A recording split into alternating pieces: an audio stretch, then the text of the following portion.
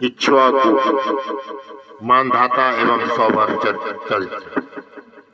मनु महाराज को पुत्र हुआ इक्ष्वाकु, उसके वंश में मानधाता हुए। राजा मानधाता की 50 कन्याओं का विवाह सौवर ऋषि के साथ हुआ। सौवर ऋषि तपस्या करके सिद्ध बने। सुबह दर्शनार्थी जनता की भीड़ जमी रहती थी। भीड़ जमा होने से भजन में भंग होना स्वाभाविक है। तो सौवर ऋषि ने सोच विचार कर यमुना जी में प्रवेश किया और वहां जल में तप करने लगे। सौवर ऋषि के मन में एक बार विचार आया कि परमात्मा की माया मुझे बिल्कुल प्रभावित नहीं कर सकती। तो भगवान ने माया की रचना की। ऋषि ने बार बार एक मत्स्य युगल की प्रेम केली देखी तो उनके मन में भी काम जागा और वैसा ही सुख की इच्छा करने लगे। तो 85 वर्ष की वृद्धावस्था में भी विवाह करने की उन्होंने सोची और राजा मानधाता के पास आए। राजा ने सोचा कि इस वृद्ध मुनि ने किसी कन्या ने विवाह किया तो वो जीवन भर सुखी रहेगी और विवाह न होगा तो वे मुझे ही शाप देंगे। फिर मुनि से उन्होंने कहा, आप राजमहल में पधारे, जो भी कन्या आपको पसंद आएगी उसी से आपका विवाह होगा। भगवान शंकराचार्य ने कहा है, अंगम गलितम फलितम मुंडम दशनविहीनम जातम तुंडम वृद्धो यात गृहीत्वा दंडम तदपि न मुंचते आशा कुंडम भज गोविंदम भज गोविंदम भज गोविंदम मूढ़मते। सौवर ऋषि के मन में विवाह भावना जागी तो वे स्वरूप बदल कर गए। वे सिद्ध थे तो स्वरूप सुंदर धारण करके राजमहल में पहुंचे। उनका स्वरूप देखकर उनसे विवाह करने के लिए 50 राजकन्याएं आपस में झगड़ने लगी। ऐसा हाल देखकर राजा ने सभी कन्याओं का विवाह ऋषि से ही कर दिया। सौवर ऋषि सुख उपभोग करने लगे, किंतु आगे चलकर ऋषि की विवेक बुद्धि जागृत हुई। वे पछताने लगे, अरे मैं ये कैसा अनर्थ कर बैठा। मैं था तो तपस्वी, किंतु मत्स्य दंपति की प्रेम के लिए देखकर मत भ्रष्ट हुआ, विलासी बन गया। जो साधन करना चाहता है, जो इसी जन्म में साध्य की प्राप्ति करना चाहता है, उसे काम सुख के भोगी का संग नहीं करना चाहिए। काम सुख के भोक्ता का संग भी कुसंग ही है। स्त्री संगी का संग भी कुसंग है। यह स्त्री पुरुष संबंध की नहीं, काम की निंदा है। संग के रंग की यह घटना है। तो मोक्ष की इच्छा करने वाले को चाहिए कि मैथुन धर्मी स्त्री पुरुषों का, उनके संगी का भी संग न करें। मुमुक्षुः मिथुन व्रतनाम संगम त्यजेत। नारी और नारी के संगी का संग भी साधक को नहीं करना चाहिए। स्त्री संग नाम संगम त्यजेत। सौवर ऋषि ने जगत को उपदेश दिया है कि कामी और विलासी लोगों के बीच रहकर ब्रह्म ज्ञानी बन पाना बड़ा कठिन है। मानव के साथ रहकर मानव बनना सरल है। सत्संग न किया जा सके तो कोई आपत्ति नहीं है, किंतु कामी का संग तो कभी न करना चाहिए।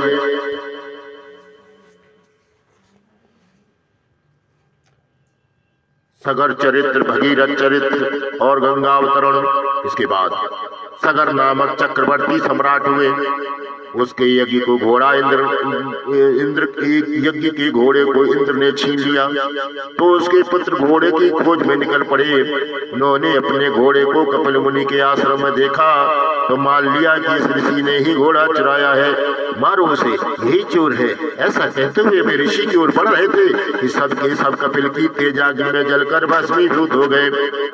अब इनको ढूंढने के लिए सगर का पौत्र अंशुमान निकला। उसने कपिल भगवान की स्तुति की तो मुनि ने उससे कहा, यह घोड़ा तेरे पितामह के यज्ञ का है, ले जा इसे। अंशुमान ने ऋषि से अपने चाचाओं के उद्धार का उपाय पूछा। ऋषि ने कहा, उनका उद्धार गंगा जल से ही हो सकता है। यदि गंगा जी यहाँ पधारे तभी शक्य हो सकता है, और तो कोई उपाय है ही नहीं। गंगा को प्रसन्न करने के लिए अंशुमान ने, उसके पुत्र दिलीप ने और दिलीप के पुत्र भगीरथ ने भी तप किया। 3 पुरुषों का पुण्य एकत्र हुआ तभी गंगा अवतरण हुआ। 3-4 जन्म का तप पुण्य एकत्र होने पर भी ज्ञान गंगा का अवतरण होता है। भगीरथ राजा ने भगवान शंकर की प्रार्थना की तो गंगा की धारा को सिर पर झेलने के लिए वे तैयार हुए। शिव जी ने अपनी जटा में गंगा जी को उतारा और वहां से वे धरती पर प्रवाहित हुई। गंगा जी अनेक स्थानों को पवित्र करती हुई पाताल में गई। गंगा जी का स्पर्श होने पर उस भस्म में से दिव्य पुरुष उत्पन्न हुए। इस प्रकार सागर के पुत्रों को सदगति प्राप्त हुई। राजन, गंगा जल का स्पर्श यदि मृत्यु के पश्चात भी मुक्ति देता है तो जीते जी उसका पान करने से सदगति मिलना कोई आश्चर्य की बात नहीं है। जीव को शिव होना है। यदि ज्ञान गंगा को वो अपने सिर पर धारण करे तो शिव बन सकता है। गंगा ज्ञान का स्वरूप है। गंगा जी को भगीरथ राजा ने अवतरित किया, अतः उनका एक नाम भागीरथी भी हुआ है। गंगा जी नारायण के चरणों में से प्रकट हुई है। गंगा जी नारायण के चरणों में है तो शिव जी के सिर पर है। आगे चलकर इस देश में एक खटवांग नामक राजा हुए।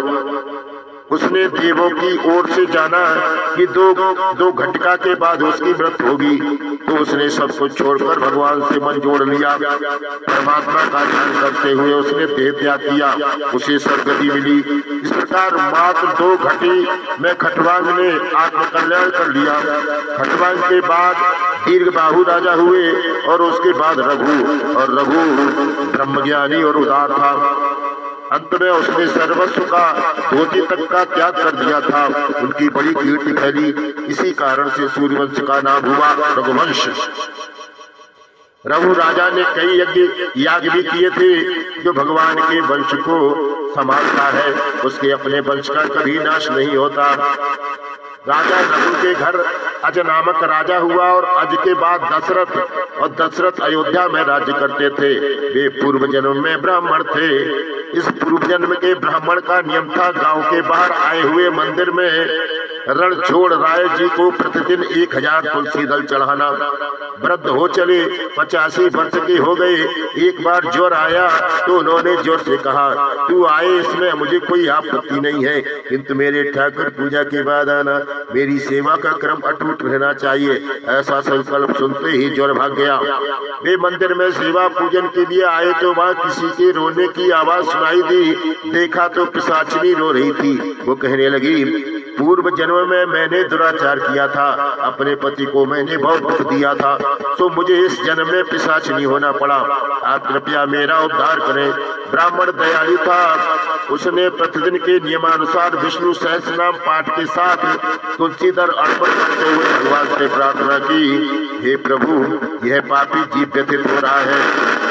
मैं अपना सारा पुण्य अर्पण करता हूँ, आप इसका उद्धार करें। प्रभु प्रसन्न हुए।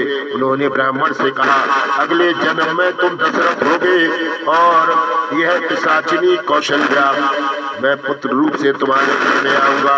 अपना सारा पुण्य जीव के उद्धार में लगा दिया है, अतः वो अनंत अमाप हो गया है। ब्राह्मण ने वही शरीर त्याग दिया। वही ब्राह्मण अब इस जन्म में दशरथ हुए। उनकी 3 रानियां थी, कौशल्या, सुमित्रा और कैकेयी। कौशल्या धर्मपत्नी की, सुमित्रा कैकेयी बहुपत्नी। 3 पत्नियां होने पर भी दशरथ अपनी संतान थे। तो वे वशिष्ठ के पास गए। वशिष्ठ ने कहा, पुत्र का 6 यज्ञ करो, इस यज्ञ से तुम्हारे 4 पुत्र होंगे। पुत्र का 6 यज्ञ किया गया तो यज्ञ कुंड में से क्षीर लेकर स्वयं अग्निदेव प्रकट हुए। उन्होंने राजा से कहा, इस प्रसाद को अपनी रानियों को खिला देना, आपके यहाँ दिव्य संतानें होंगी। वशिष्ठ मुनि ने राजा को आज्ञा दी, धर्मपत्नी कौशल्या को इस प्रसाद का अर्धभाग देना, बाकी रहे प्रसाद को कैकेयी, सुमित्रा में बांट देना। दशरथ राजा ने वैसा ही किया। तुलसी दास ने रामचरितमानस में कैकेयी की ओर से बड़ी सफाई दी है, किंतु एक नाथ महाराज ने उसे कर्कशा ही बताया है। कर्कश वाणी से पति का अपमान करने वाली स्त्री ही कैकेयी है। कैकेयी ने दशरथ का अपमान किया, झगड़ा किया कि उसे प्रसाद अंत में दिया गया। उसने प्रसाद उठाकर बाहर फेंक दिया। उस प्रसाद को गिद्ध जैसा पक्षी उठा ले गया और एक पर्वत पर आया। वहां अंजनी देवी तपस्या कर रही थी। उस समणी ने अंजनी देवी के सिर पर छाया की और प्रसाद भी दे दिया। अंजनी देवी ने प्रसाद खा लिया तो उनको हनुमान जी प्राप्त हुए। अब कैकेयी को प्रसाद गंवाने का दुख और पश्चाताप होने लगा। कौशल्या बड़ी उदार थी। उन्होंने अपने भाग के प्रसाद में कुछ कैकेयी को दिया। सुमित्रा ने भी कैकेयी को थोड़ा सा प्रसाद दिया। इस प्रकार तीनों रानियों ने प्रसाद खाया। अपने घर को अयोध्या से बनाओ, जहाँ युद्ध क्लेश नहीं है वहीं अयोध्या है। सरयू नदी अर्थात भक्ति प्रवाह के किनारे पर रहने से शरीर भी अयोध्या बनेगा। ऐसी नगरी में बसा हुआ जीवात्मा दशरथ जितेंद्रिय बनेगा। मानव जीवन क्षणभंगुर है, ऐसा मानकर मनुष्य को निरपेक्षता और नम्रता धारण करनी चाहिए। अपनी इंद्रिय रूपी अश्वों को नियंत्रित करके शरीर रथ को योग्य मार्ग पर चलाओगे तो रामचंद्र जी पधारेंगे। अपनी इंद्रियों को वश में रखो, जितेंद्रिय बनो। ईश्वर की सलाह लेना, मन की नहीं। मन विश्वासघाती है। 10 इंद्रिय रूपी अश्वों को नियंत्रित करके शरीर रथ को लेकर जो रामचंद्र की ओर जाता है वही दशरथ है। ऐसे दशरथ के घर भगवान पुत्र रूप से आते हैं।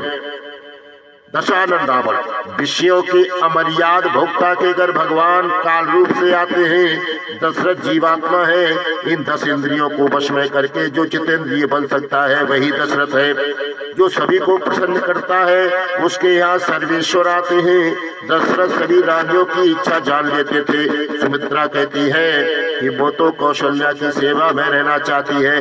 दशरथ ने सोचा कि इसका पुत्र महाज्ञानी होगा। राम के गर्भ जन्म के समय से ही कौशल्या तो ईश्वर के ध्यान में लग गई। उनका सहज सुमरन चल रहा था। कौशल्या की तो रोम रोम से परमात्मा के मंगलमय नाम का जप हो रहा था। दशरथ ने कौशल्या से पूछा, महारानी आपकी क्या इच्छा है? कौशल्या, इच्छा ही तो दुख का कारण है। मुझे सुख की इच्छा नहीं है, मैं तो आनंद रूप हूँ, मुझे अकेले ही ध्यान करने दें। दशरथ ने वशिष्ठ जी से कहा, गुरुजी कौशल्या तो ऐसी बातें कर रही है। वशिष्ठ, यह तो शुभ चिन्ह है। 9 मास परिपूर्ण होने को आए थे। एक रात्रि को दशरथ ने स्वप्न में देखा कि उनके आंगन में कुछ ऋषि महात्मा आए हैं और जगा रहे हैं। राजा ने स्वप्न में ही सरयू स्नान किया, श्री नारायण का पंचामृत से अभिषेक किया। स्वप्न में ही लक्ष्मी नारायण की आरती और दर्शन कर रहे थे। उन्हें लगा कि प्रभु भी प्रसन्न है। इस सुंदर स्वप्न की समाप्ति के बाद वे जाग गए। अच्छे स्वप्न के दर्शन के बाद सोना नहीं चाहिए। राजा ने सोचा कि इस स्वप्न के विषय में गुरुजी से निवेदन करना चाहिए। वे वशिष्ठ के पास आए। वशिष्ठ ने पूछा, आप इस प्रातः काल में क्यों आए हैं? दशरथ कहते हैं, मैंने आज स्वप्न में लक्ष्मी नारायण की आरती की। मैंने ये भी देखा कि नारायण का दिव्य तेज कौशल्या के गर्भ में जा रहा है। वशिष्ठ, इस स्वप्न का फल उत्तम होगा। तुम्हारे घर भगवान नारायण के आगमन की इसमें सूचना है। मुझे विश्वास है इस स्वप्न का फल तुम्हें 24 घंटों में ही मिलेगा। श्री राम जय राम जय जय राम। श्री राम जय राम जय जय राम। श्री राम जय राम जय जय राम।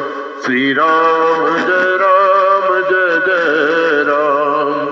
श्री राम जय राम जय जय राम।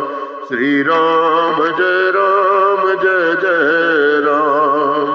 श्री राम जय राम जय जय राम। श्री राम जय राम जय जय राम। श्री राम जय राम जय जय राम। श्री राम जय राम जय जय राम। श्री रामचंद्र भगवान की जय।